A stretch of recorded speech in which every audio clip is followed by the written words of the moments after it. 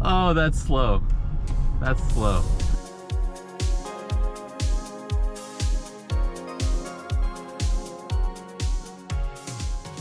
All right, so I am here with this Mercedes EV that my sister is borrowing or has a loaner on. It is the EQB300. So I've never actually driven any of the Mercedes EVs. So I am going to do what I would call a very blind drive, meaning I've never sat in one of these. I've never used it. I've never even really researched it. So I am going to get in this and see how it compares to the EV6. So my knowledge level on these cars is fairly low. So I don't really know much about them. I have an E400, so I figured there'd be some similarity on some of the things on the inside. So let's go ahead and get in this car. We're going to drive it around and I'll give my initial impressions about everything as I experience it, because I've never actually sat in one of these. So let's go. So I'll start with the key fob really quickly. Now I don't even see remote start on here. So this must be a fairly base package.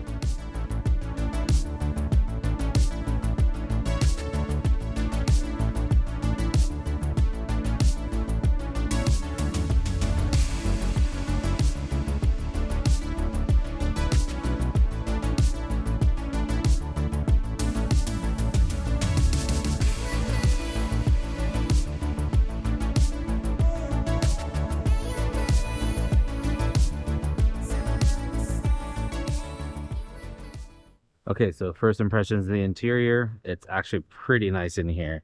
Seats look pretty nice, but let's see how comfortable they are. So let's get inside and start it up because it's super hot in here. Okay, so first impressions on the seat itself, it is firm. Now this thing only has 2-something thousand miles on it. I think like 2,500 miles on it. So it's probably not broken in. The seats are pretty firm. The bolstering isn't that great. It looks like it'd be good, but overall, pretty familiar steering wheel. It has adaptive cruise. And I'm going to turn this on. So it does have a power button, unlike Tesla, which I like having a power button. Interestingly enough, it actually has physical buttons for the air conditioner, which I actually love. It's got the typical Mercedes kind of circle vents. Let's talk a little bit about the fit and finish, because my biggest complaint with Mercedes, and I've driven numerous C classes and E classes, is how everything creaks. And I did a video a while ago on my C43 driving experience where I touched every surface and it made a bunch of noise. My sister had a CLA 250, it made a bunch of noise. The C300 she has right now is better, but everything you touch still makes a lot of noise. So I'm going to test that out in this because I think it's going to be the same. Yep. Everything a little bit better here. Better dash, but that, like, it's just so much noise. And then they made this all gloss black, which I know the EV6 GT line also has gloss black here, but I hate gloss black, especially around high touch surfaces. So that, I'm sure in other trims, is not gloss black, but it is on this one. When it comes to space, I don't know what the hell that is. What do you do with that? So I actually like the EV6's cubby space right here, and this doesn't have that. So all your cables and everything are up here, whereas in the EV6, I can tuck it underneath. But I do like the buttons. Now let's check out the screen. This is a touchscreen, which my E400 does not have a touchscreen. You've got themes. I'm not going to do a full walk around on this. Now the screen is small. These are a lot smaller than the screen in the EV6. But the one thing I will say is the shape of the steering wheel and the screen size. You can actually see the whole speedometer and everything. On the EV6, the top part gets covered up, which they did fix in the 2025 model. They made the steering wheel more square on the 25 model. Other than that, you've got the standard headlights features, you've got the wiper, and there's the gear select, which I can't believe they still use stocks for gear selection. Some people might like that. I don't like that. I like having either a dial or an actual shifter, like other traditional cars do. So they still have that. And the paddles are here. I don't know what these paddles do. I'll find out when I start driving. So let's talk a little bit about the looks of the interior. I actually like this two-tone interior a lot. It actually brightens the cabin up a little bit and just gives it a little bit of variety. And what I really do like, and I want to see this at night, is all these lights. So you can see all these like little lights all around. And I bet those look cool. And they're actually included in here. Now, if you have the EV6 GT line, you do have all the lights and they are awesome. I don't because I have the wind all-wheel drive with tech, and the tech package still doesn't come with those interior lights. So I still think that I would hand the award for that to the EV6. But what I do notice is that the vents actually have lights in them too. So I can see that one being lit up. So that's actually kind of cool. Now it's got a big giant sunroof. Okay, so it's just a screen that opens up. And it's got one big one back there too. So that's actually nice. On my EV6, I don't have any, and on the GT line, it does come with a sunroof. Open this up. Just a cheap little light down up there. Nothing to write home about. Feels kind of cheap and plasticky, but these materials are good. These materials feel good. Everything feels pretty nice. Nothing feels super cheap. This is very small compared to what my E400 has, but this feels good. This is nicely padded. That's different than some of the other Mercedes, and it does look like it has some bolstering adjustment right there as well. There's media, comfort. Let's see what's on comfort. Seat kinetics. Okay, here we go. So you can actually, let's see. What is it doing? It's playing, but I'm not sure what it's doing. I don't feel anything in my seats. Okay, so right there it says max 101 miles. 95 miles. So right now she has about 95 miles of charge left. See, and there's no button. So that's different. That I like it on the Kia that the lane assist and all that. It's actually a button on the steering wheel, and I don't see it on here as an option. So you actually have to go into the menu, I guess. Because I don't even see it down here unless this button. What does that button do? Oh, okay, so that button, the little Mercedes button, actually takes you to that screen and you choose it. So I actually like the Kia on that system. And then you got the cameras. Let's see what the cameras look like here. Forgot there's a touchpad right here. Okay, so you can use the touchpad to scroll, or you can just touch screen it. Overall, pretty nice place to be. Nothing to write home about. I do like there's a lot of headroom compared to the EV6. I'm sitting pretty low because I think my sister likes to sit dirty, but I'm going to move up a little bit. But it does feel like it has a lot more headroom. It is a taller looking car than the EV6. We're going to actually park it next to it. Reverse. So no reverse sound. That's weird. I thought legally they had to have some level of sound, not just a small hum. But I don't hear anything. I don't even know if that's a feature you can turn on or off. So first impressions of the very slow drive that I've done so far, it's pretty cool. It's smooth. It's quiet. I'm in eco mode right now, and it's pretty slow off the line, which is expected. Even in the EV6, it's pretty slow off the line. And once you floor it, it accelerates at about like a 4-cylinder, maybe like a 2.5 liter car. So I'm gonna mess with and see what these paddles do. What do they actually do? So the only change I saw is it went to D+. And if I hit it twice... Oh, so it is regen. Interesting. So D- actually has pretty aggressive regen. And then if I go to D... Okay, so it is regen. But it's 3 levels. And there's no, like... It doesn't feel like there's a coast kind of feature, because on the EV6, if you go to level 0, it kind of coasts, but this one you get some level of regen no matter what. Yeah, it's pretty aggressive in the D-. So that's cool that they actually incorporated the paddles to be regen, because that's one thing I really like about the EV6. I didn't know anybody else was doing it. So let's actually switch into comfort mode now. A lot faster. So I have noticed that, and I don't know if this is a Tesla thing also, but on the pedal there's a point where it hits and then it makes like a click and then it goes a little bit further. So you push the pedal all the way down, it stops, and you can push it a little bit stronger and it actually clicks and goes a little further in. It doesn't feel that fast. The normal mode in the EV6 definitely feels faster. So now we're gonna go to sport and see. Oh yeah, that's not fast at all. The EV6 is significantly faster. Now this isn't bad in the lower part, like at lower speeds it's not bad, but like All right, let's feel this off the line. There's nobody here right now, so we're gonna try this. Oh, that's slow. That's slow. That's really slow. I hate to say it. Now, okay, like, it's fine when you're going up and going, but from a dig, it is. This is not how I would want an EV. Like, this is to me, this is a very traditional, like, normal, not enthusiast EV, if that's a thing, right? But yeah, it's not the most spirited. It is smooth, I'll give it that. It's quiet and it's really smooth in here. There's no creaks. The suspension feels really nice. It's really, really soft. It's soaking up these bumps. So this drives significantly better than my E400 when it comes to suspension. But this would be a really good daily driver if you're not crazy about speed. This is the wipers. Oh my God, the body roll. Is it enough power to just pass people if I want to? Probably. I think on the highway it would struggle a little bit if somebody's going like 70 and you want to get past them.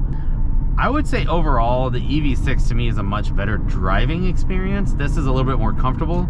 So if that's your priority, maybe this is slightly better in some ways. But, and then the visibility is a little bit nicer. It feels like this probably has a little bit more room. I think we're going to do a size comparison in a second.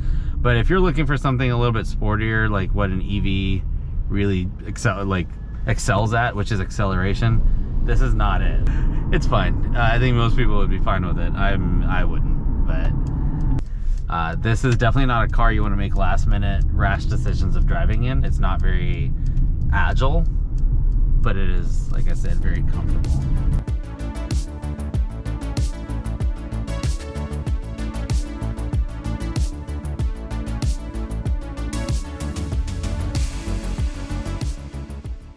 Okay, so here we are with the two cars, and right away it's very clear how different Glacier is compared to a pure white exterior. You can see the color difference.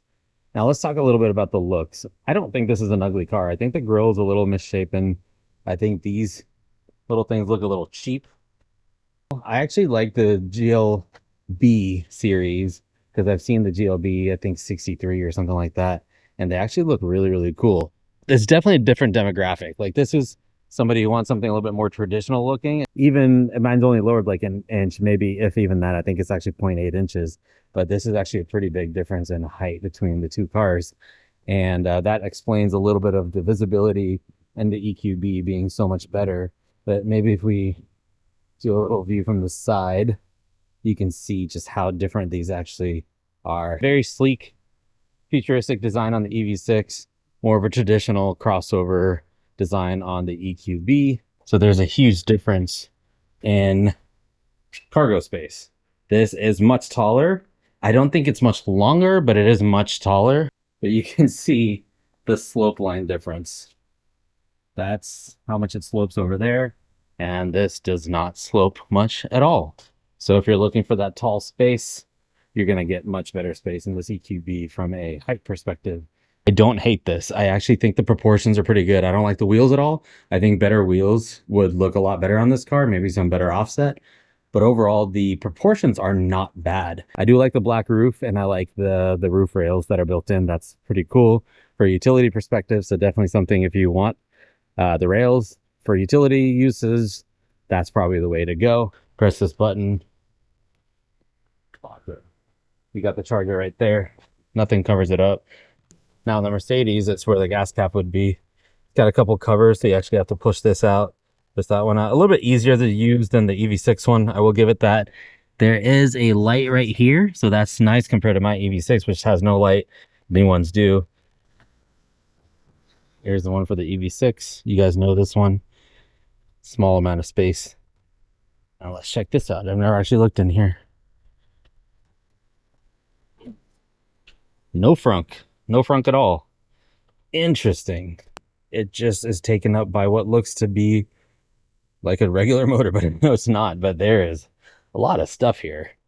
So they at least were nice enough to give us this tiny little thing here. How do I go to the sound system? Media.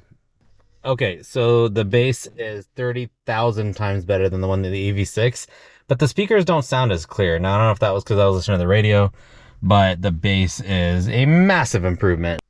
Another cool little thing that I noticed is put this little wrist here. So like if you're messing with the touchpad, you can actually put your wrist right here. My my E400 doesn't have that.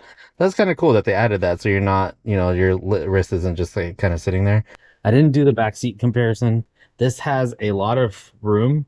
It feels like this space is about the same, but the height obviously is a lot better back here because it doesn't have the low roof line like the EV6 does. It does have vents here versus the door like in the EV6, and I'm sure these perform a little bit better. A couple other little things that I noticed as I was wrapping up. It has traditional door handles, so that's different than a lot of EVs where they have the flush design for aerodynamics or anything like that. Now I'll look up the specs and the charging capabilities of this car and what the range and everything is, but from just a driving perspective and from a features perspective slash looks, the EV6 is definitely a sportier option. It stands out a little bit more.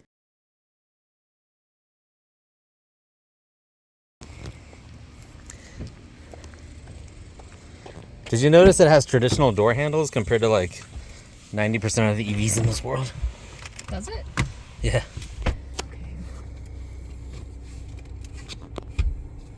Because I drive like a grandma. Dude. The headroom's nice. Much nicer, right? Yeah, because I'm wearing my ugly bun today. Oh, but it's not hitting the ceiling, and usually the ugly bun hits the ceiling. Yeah. So. And yeah, the windows seem to be a lot, because it doesn't have the sloping roof like the EV6. So to me, the visibility is like the biggest. It feels way more airy in here. And it has a sunroof too, so. Yeah, the sunroof helps. The whole car itself feels very narrow. Yeah, compared to the EV6. And I think we're so used to having the little console down here. You know what it is? Usually when I reach over to this side to mess with the seat, to the passenger side to mess with the seat, because our daughter messes with the seat. When I'm fix it, I have to like really reach over where I can just touch that, yeah. Yeah. Doesn't feel like it picks up as quickly. Okay, so let's try sport mode now. Now try it. Okay. It's better, but it's not EV6. But it's like not smooth. It's jolty. Well, so is the EV6 if I do it. I know, but this one you like feel it through your whole body. Okay, so you know how in the EV6 when I like randomly do it and I push it and your head goes whiplash? Try it on this car. Pisses me off. Just try it on this car. Okay. What? What is that? Not very eventful, is it? No. But then when you press it now, it's okay. It's not bad. But off that line? But what about like driving quality, like smoothness and stuff? Because it is smooth to me. Like the suspension is awesome, but it's very bubbly. Like the bumps, like obviously our EV6 has aftermarket stuff on it, so it's rough. Yeah, but I feel like before you put all the aftermarket stuff on, the EV6 was really smooth. Okay, fair. I always felt like I was floating on a cloud. Fair. Oh, Jesus. Got it. I guess decent turning radius. I didn't think I was going to make it. Yeah, I didn't either. It's pretty narrow. I just don't like the way it drives. I feel like the EV6 was way more comfortable. The only thing that I do like is that my messy bun doesn't hit the ceiling. Yeah. Okay. Well, there you have it. It's not just me who's biased. I feel like a regular an NPC person, like my mom. Yeah, it's an easy transition, right? I feel like this is something that she would like. Yeah. The EV6 definitely has more of an enthusiast look also. Yeah. This is more like an easy transition if you're just trying to get into EVs. Does this do all the things like ours where it has the remote? It does not. It doesn't even have remote start on the remote. I think you have to have the app to do remote start, which means you need a subscription to do remote start, which we do too if we want to use the app, but at least our remote has it. This one doesn't have it on the remote. But this car doesn't have the button where you can back it. No. I think that's literally only Kia and Hyundai have that right now. Because that's a nice feature. Mm-hmm. I don't use it, but you use it. I use it.